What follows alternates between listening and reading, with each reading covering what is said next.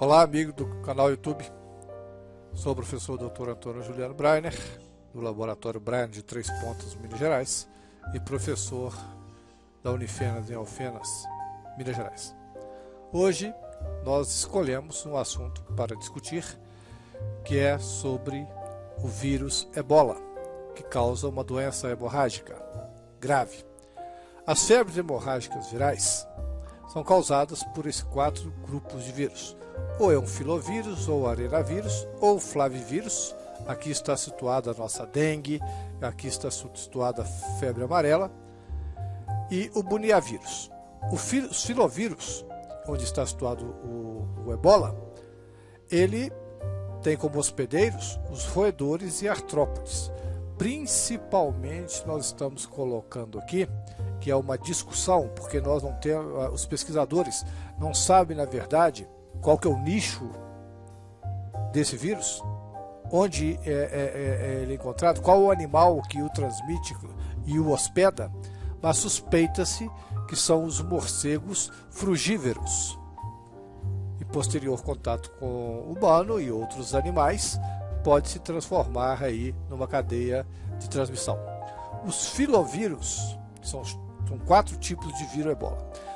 Primeiro, de 1976, e o que está causando aí sérios problemas atualmente, é o Ebola Zaire. Zaire é o nome, né, da atual República Democrática do Congo. O Ebola Sudão e o Ebola Costa do Marfim e o Ebola Reston. Esse Ebola Reston ele foi encontrado em macacos na Virgínia, nos Estados Unidos, macacos que foram importados, né, da África para experimentos, etc. E é o único que, segundo informações, pode ser transmitido via aérea. Contato por via aérea. Esses outros, não. Segundo informações, esses outros só através de contato com o líquido corporal. Mas nós temos que observar que o vírus Ebola é um vírus RNA sentido negativo de fita simples, ordem Mononegaviralis, família Filoviridae, gênero Filovírus, classificação na patogênese, nível 4, olha a gravidade. O HIV é nível 2. Tempo de incubação, o que é isso? Período em que penetra o vírus e começam-se os sintomas, 2 a 21 dias. Isso é importante para os países desenvolverem um esquema para a quarentena de pessoas que vêm de áreas que está ocorrendo a epidemia, né, ou pessoas do seu próprio país que vai visitar esses locais e voltam. O período de incubação é de 2 a 21 dias. A replicação viral, o vírus após penetrar dentro de uma célula do hospedeiro, células do endotélio, macrófagos, ele replica a cada 8 horas. Taxa de mortalidade, uma das maiores, 70% a 90%. Propriedades do ebola. Esse vírus RNA, ele tem as glicoproteínas. Essas glicoproteínas aderem à célula do hospedeiro e inserem o RNA. Nós sabemos que os vírus ou têm um genoma DNA ou um genoma RNA. No caso do ebola, é um genoma RNA. Ele acopla na célula do hospedeiro e injeta o seu genoma, né, que vai replicar no citoplasma da célula.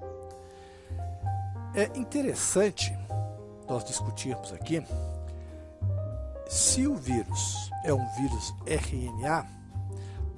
Todos sabem que o vírus RNA é um vírus que sofre maiores mutações. Então, ele sofre mutação muito rapidamente. Mas isso, por incrível que pareça, não aconteceu com o vírus Ebola. Observe que a epidemia de 1976, lá no Zaire, e posteriormente uma epidemia em Kikwit, outro local da África, a distância da primeira epidemia de 76 para outra é de 18 anos. A distância entre as duas localidades é de 1.000 quilômetros. E o vírus continua o mesmo. O O que aconteceu, ou o que acontece, a minha interrogação, que reprime a tendência natural dos filovírus para divergência genética, isto é, mutações, modificações importantes?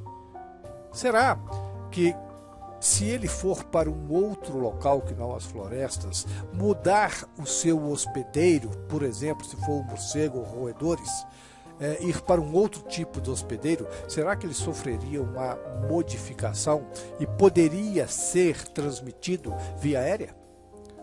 A grande preocupação é essa.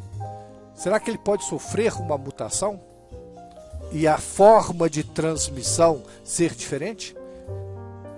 Porque se nós tivermos uma transmissão do ebola com essa gravidade que é a doença, que é a febre hemorrágica viral causada pelo ebola, por via aérea, o vírus ebola Zaire, por via aérea, é uma catástrofe. É interessante, então, que todos os cuidados sejam tomados para que não ocorra modificações no nicho desse vírus. Então aí está, né, a minha preocupação maior. Como é a transmissão do vírus de ebola?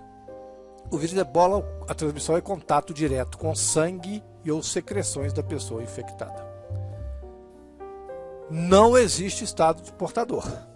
O indivíduo que adquire, ou ele, na maioria dos casos, como nós vimos, 70%, 80% a 90% vai a óbito, ou então ele sara e permanece aí imune. A patogenia. As glicoproteínas virais penetram nas células endoteliais. Por isso que ocorre um processo inflamatório agudo dessas células endoteliais.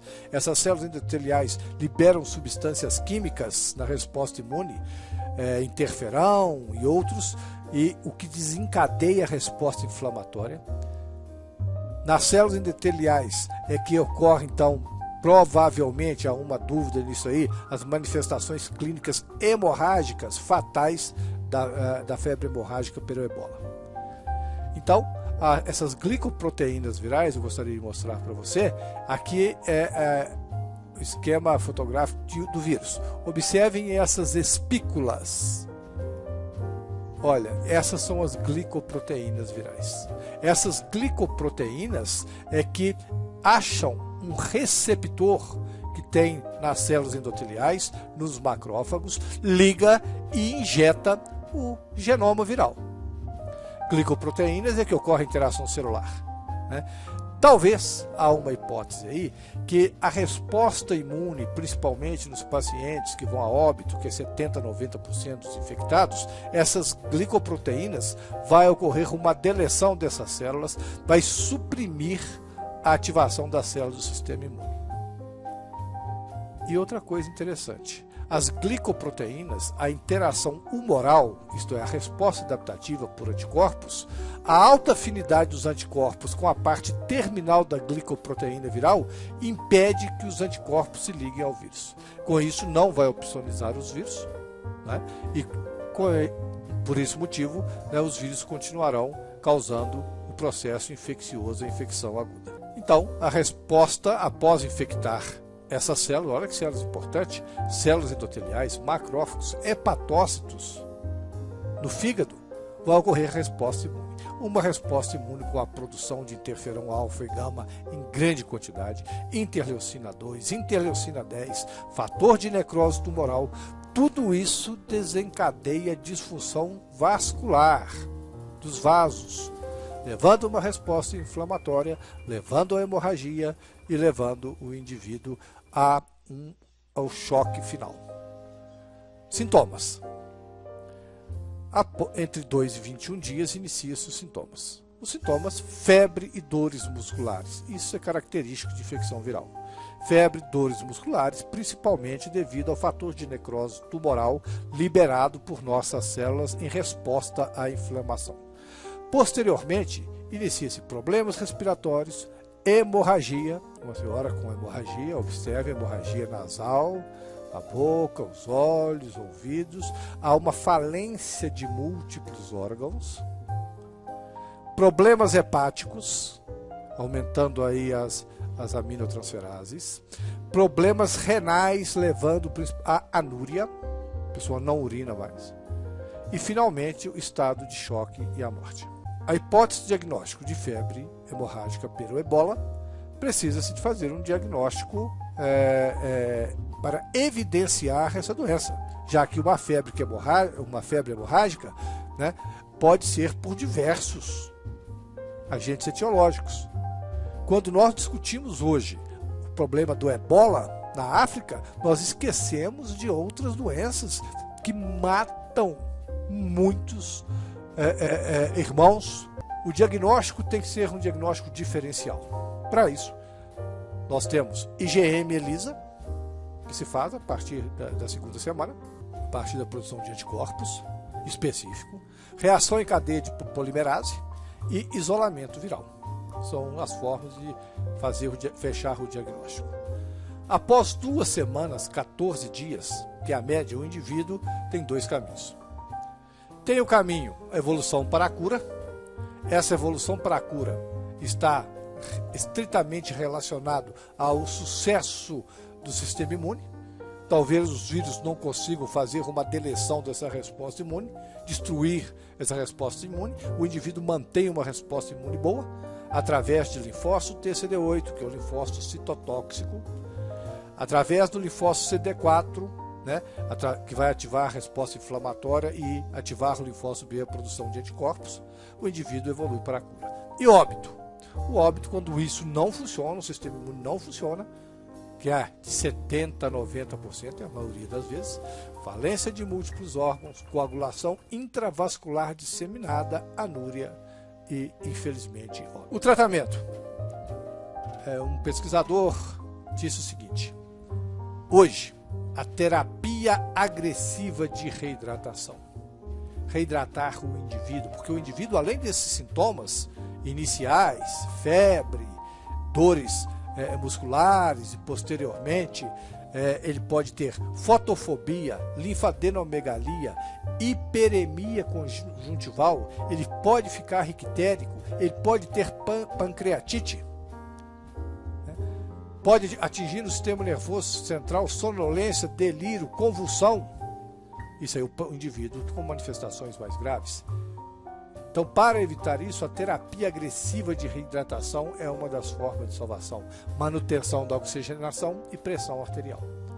Manter isso aí salva aqueles 10% de 10 a 30% que sobrevivem. Falando da vacina, essa vacina em 2003, nos Estados Unidos, por um determinado grupo de pesquisadores, ela foi aventada o trabalho com ela. Como que seria isso? É uma vacina chamada DNA recombinante. Cultiva-se o vírus em laboratório, ele é cultivável, separa-se essas glicoproteínas, porque essas glicoproteínas são imunogênicas, geram uma resposta imune espetacular no corpo do hospedeiro. Introduz essas glicoproteínas em uma bactéria, por exemplo, Escherichia coli, uma bactéria fácil de cultivar em grande quantidade. Essa glicoproteína é inserida nos plasmídeos. Esses plasmídeos são mini cromossomos que produzem aí vários tipos de enzimas e de proteínas. Então essas bactérias passariam a produzir essas glicoproteínas em grande quantidade. E não é o vírus, você está injetando no indivíduo só o que é imunogênico do vírus. Então, você cultiva isso em grande quantidade, injeta no indivíduo, o indivíduo, a partir de determinado tempo, vai gerar uma resposta imune. Agora, aqui está a minha interrogação. Por que isso não foi para frente? Por que nenhum laboratório farmacêutico, produtor de vacina, resolveu, naquela época, em 2003, bancar a produção dessas vacinas? Se isso tivesse acontecido, nós não teríamos a quantidade de óbitos dos países africanos, Serra Leoa e outros, que está acontecendo a epidemia, com mortes e muitas mortes. Nós não temos ideia, nós não vivemos lá. do sofrimento desse povo. Desde 2003 nós poderíamos ter uma vacina que poderia ser feita em grande escala em momentos oportunos.